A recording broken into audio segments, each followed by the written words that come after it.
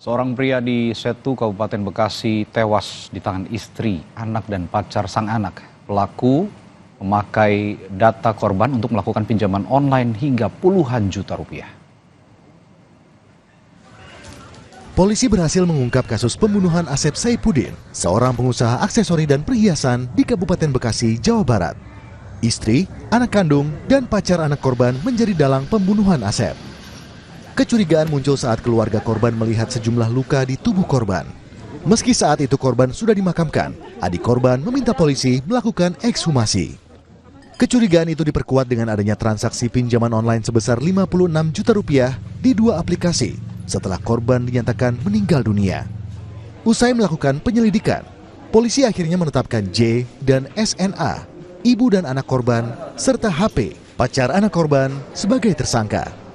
Para pelaku merekayasa kematian korban seolah-olah meninggal karena sakit akibat tertimpa lemari. Motif ekonomi melatar belakangi ulah pelaku.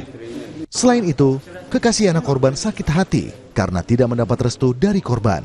Setelah korban meninggal dunia, pelaku mengambil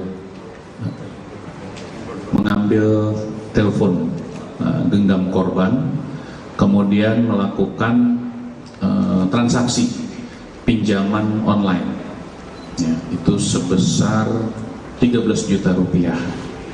Kemudian melakukan transaksi juga isi cash, ya, isi cash sebesar 43.500.000 rupiah.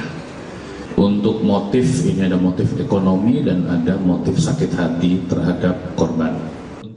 Namun, alasan motif ekonomi pelaku dibantah oleh adik korban. Artinya terbantahkan Bang ya, kalau misalkan kayak pengakuan pelaku kemarin pas di kepolisian bahwa kebutuhan ekonominya nggak terpenuhi atau gimana Bang?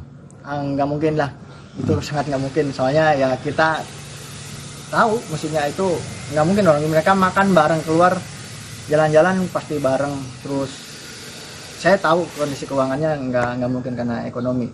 Bisa ditanya sama warga sekitar atau warung-warung di sini, dia suka belanja apa aja. Kini, ketiga pelaku telah ditangkap untuk mempertanggungjawabkan perbuatan mereka. Ketiganya dijerat pasal berlapis, pasal 338 Junto 340 KUHP, tentang pembunuhan berencana dengan ancaman hukuman penjara paling lama seumur hidup. Tim Liputan, Kompas TV.